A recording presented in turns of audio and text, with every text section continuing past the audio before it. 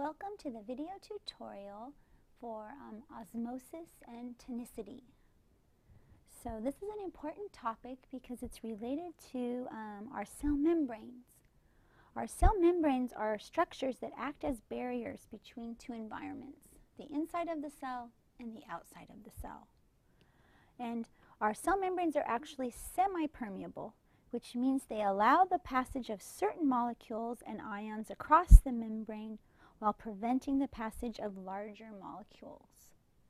So before we can get to the topic of osmosis and tonicity, we need to back up to the idea of diffusion. Diffusion is a spontaneous process of random motion that causes a system to decay towards uniform conditions. Basically, the universe wants everything to be the same. So, when we talk about diffusion, we're focusing on the solute. So here we will have a fully permeable membrane. If we start, this would be times 0, right? So we have an initial system where we have a sugar solution. So here on the left, we have a high solute concentration. And on the other side, we have water.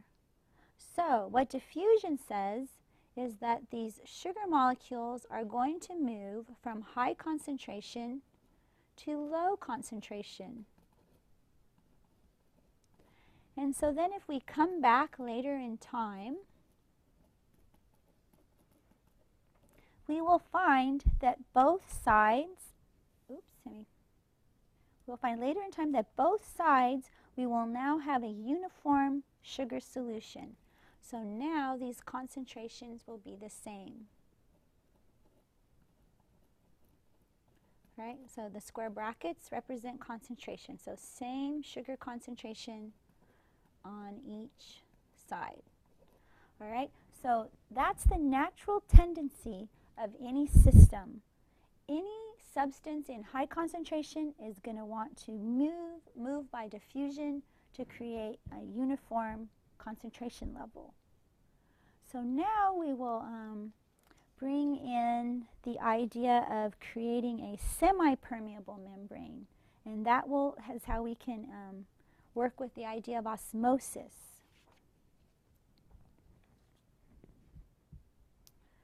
So osmosis, now we're working with the semi-permeable membrane, the SPM, and so osmosis is going to focus on the movement of the solvent, right? So the solvent molecules are going to move from the dilute solution to the more concentrated solution.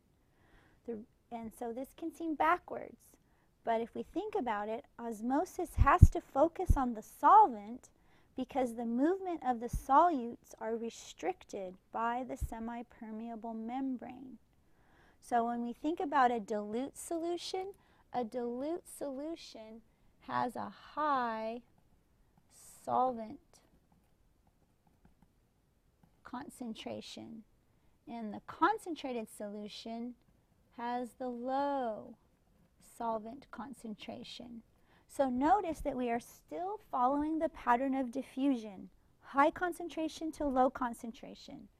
It's just osmosis can be a bit confusing because we're focusing on the solvent. Now, osmosis leads us to the idea of osmotic pressure. And so the idea of osmotic pressure is because osmosis is a spontaneous process, just like diffusion. We don't have to put any energy in. It just happens spontaneously. So osmotic pressure would be the amount of pressure required to counteract osmosis. But it's also important to note that osmosis cannot continue indefinitely because gravity prevents the differences in levels from becoming too great. So eventually osmosis will stop. All right, so let's have some diagrams now to expand on these definitions and descriptions we just discussed, right? So if we have pure water, right, this is considered the dilute solution, right, because this is focusing on the solute. But in terms of solvent, this has the high solvent concentration. All right, and then here we have a sucrose solution on this side. So the sucrose is represented by the hexagon. And then these squares are hard to read, but those are representing the water. So osmosis is right here's our semi-permeable membrane. And so the water is able to move back and forth across the membrane, but our solute is blocked.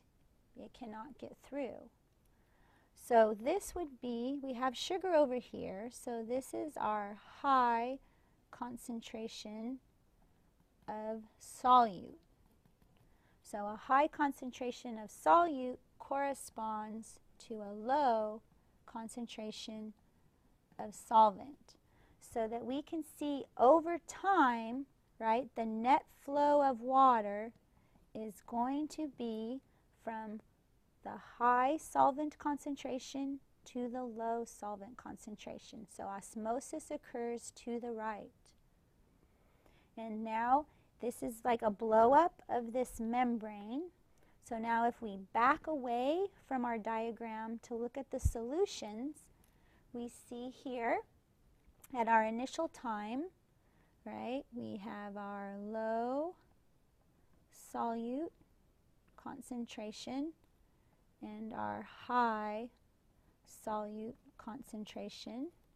And so the water moves to the right by osmosis.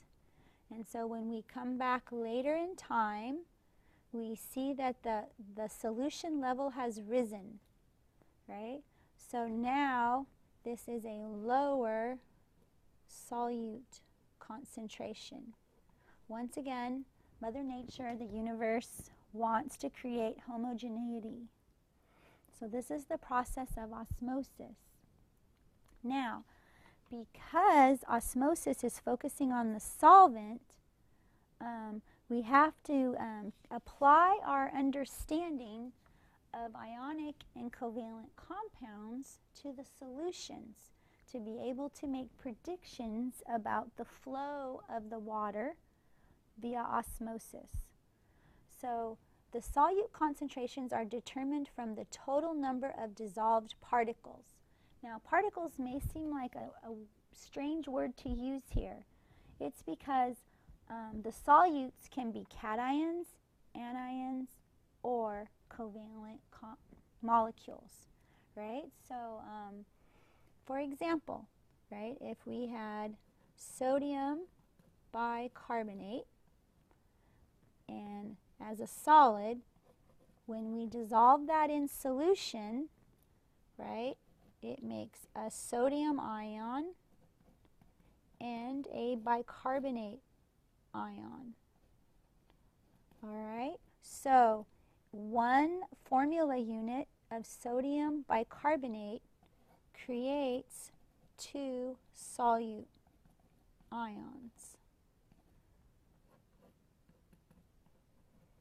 So the one formula unit, creates 2 solute ions, because remember, and if this statement is a problem for you, there is a video tutorial on ionic compounds that will help you help with your understanding of what I've just written. So now if we compare this to a covalent compound, for example, if we had ethanol, which is a liquid, so if we add that to a water solution, right, this is a covalent compound. So all of the atoms in this molecule will still be together. So here we have one molecule, and it produces one solute molecule. So it's very important, right, ionic compounds, right, versus covalent compounds.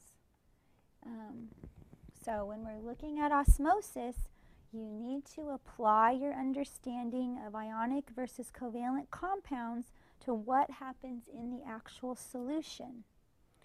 So let's practice this a little bit before we get down to the heart of osmosis and tonicity.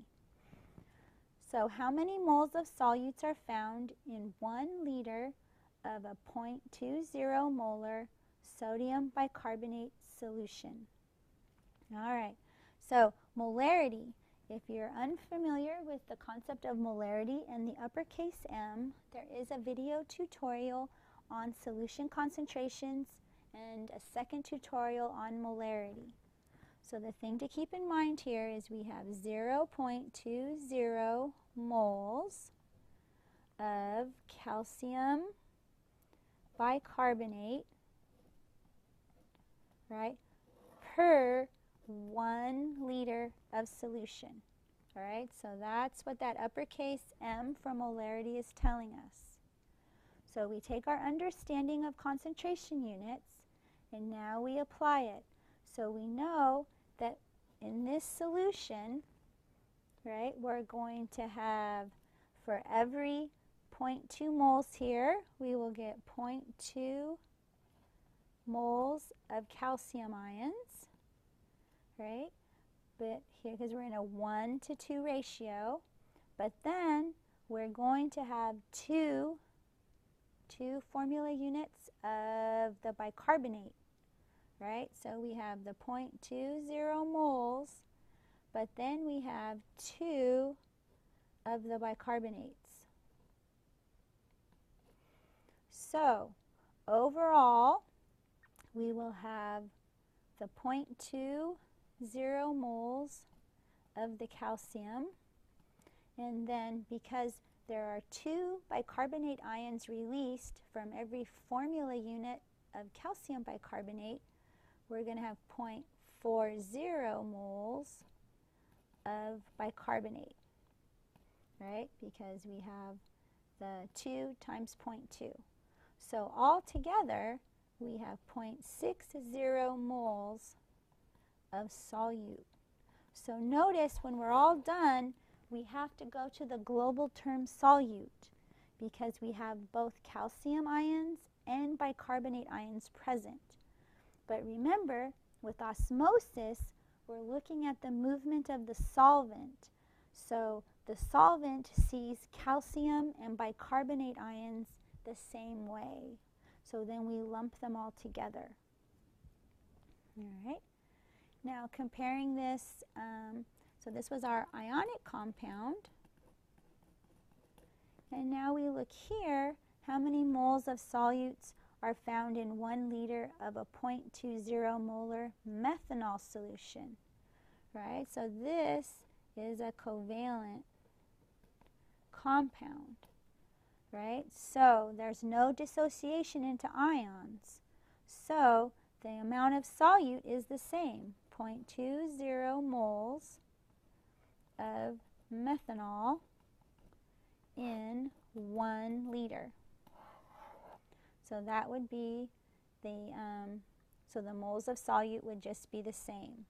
Because remember, covalent compounds do not dissociate when they are dissolved in a solution.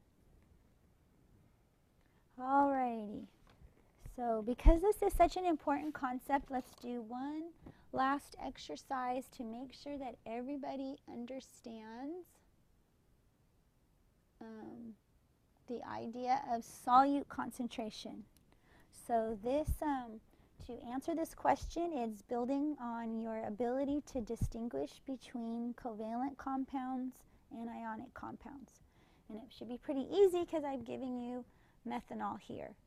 So when we look here, we would say this is a covalent compound. And so it's not going to dissociate. So the solute concentration is going to stay 0.7 molar solute.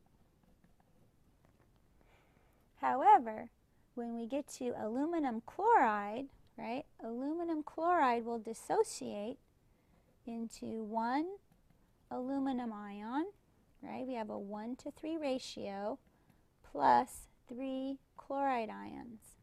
So we see from each formula unit of aluminum chloride, overall, we get 4 solutes. So we started with 0.25 molarity. We're going to multiply that by the 4. So overall, we are going to have a 1 molar solute concentration. Potassium fluoride, 1-to-1 ratio. So we will get 1 potassium ion and 1 fluoride ion. So here, 1 formula unit of potassium fluoride creates 2 solutes. So if we have our 0.50 molar, we're going to multiply by 2. So let's make sure everybody sees, right, that 4 is coming from there, that 2 is coming from there. And so once again, we're at 1.0 molar for the solutes. Okay, now calcium bromide, 1-to-2 ratio. We'll have 1 calcium ion released and 2 bromide ions.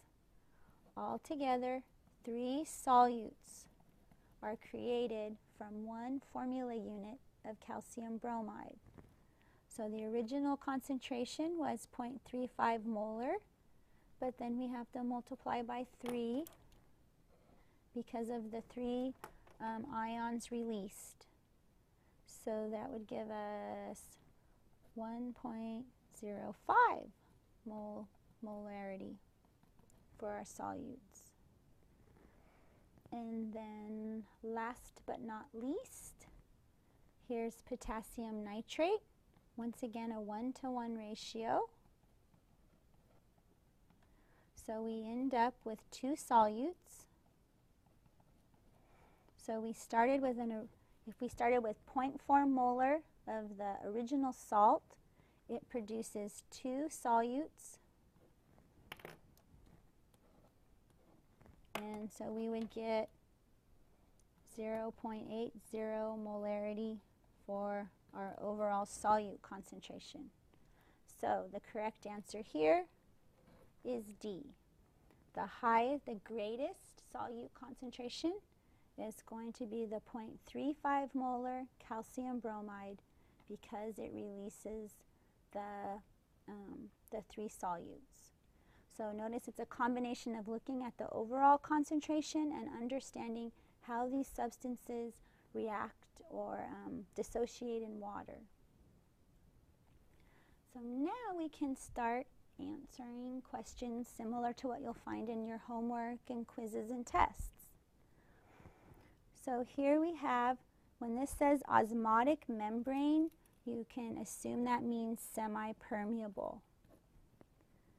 Alrighty, so we're going to say that only the water moves. Compartment A is 0.4 molar calcium chloride. Compartment B, 0.5 molar magnesium sulfate. Which way, right? So which way is the solvent going to move? What is the direction of osmosis? So there's several ways we could ask this question. So we're going to practice the skills, right? So calcium chloride is going to be 1 calcium and 2 chlorides. That gives us 3 solutes. So from the original 0.4 molar, we're going to multiply by 3. So the solute concentration will be 1.2 molar. Now we look at magnesium sulfate. Magnesium sulfate's in a 1-to-1 ratio. So we'll get 1 magnesium ion and 1 sulfate ion. So we get 2 solutes from each formula unit of magnesium sulfate. So we have our original concentration of the magnesium sulfate. We multiply by 2, and so this would be 1.0 molar solute. Okay, so let's apply what we've learned so far. So this has the low solute concentration, which means it has the high solvent concentration. This, of course, is the opposite. High solute concentration, low solvent. So the solutes are blocked, only the solvent can move. So the solvent always wants to move from high concentration to low. So the water is going to move from compartment B to compartment A, which will cause compartment A, the level to rise. So the answer to this question is which side rises, and it would be side A. So, but there was quite a bit of logic and reasoning that went into determining that answer. So now let's see how this relates to the idea of tonicity.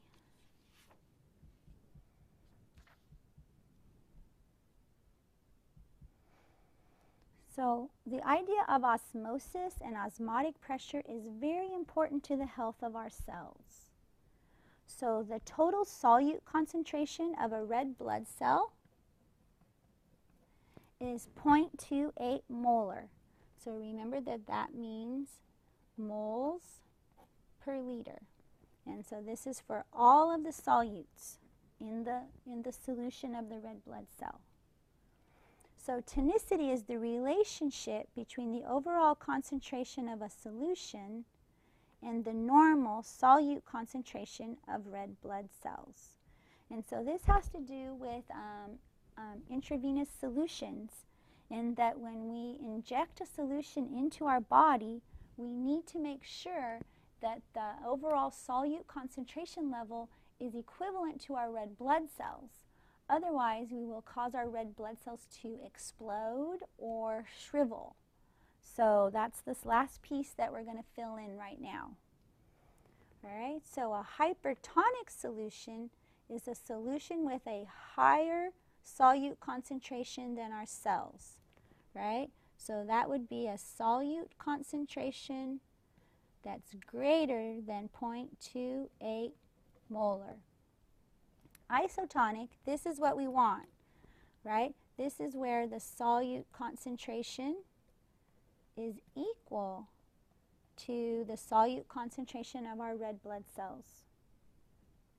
And then hypotonic, that's low, right? So now the solute concentration is going to be below the concentration of the red blood cells. And maybe we'll put that there just to emphasize. Okay, so now some students memorize this part, but I just tend to reason through it each and every time. So let's say we have a solution. And we put a red blood cell in there. Okay, so what happens to red blood cells if they are exposed to a hypotonic solution? So this is a hypotonic solution, right? So hypotonic means that it's the low solute concentration.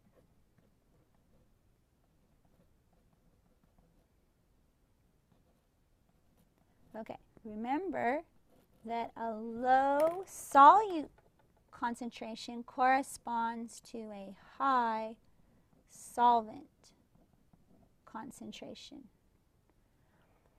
So if we compare that to the red blood cell, so then the red blood cell, it has the high solute concentration and the low solvent. So because of the semi-permeable membrane, the solute's not going to move. It's going to be the water, which is the solvent. Everything moves from high concentration to low. So the solvent is going to want to move into the red blood cell. And that's going to cause the red blood cell to expand and burst. And the term for that is hemolysis.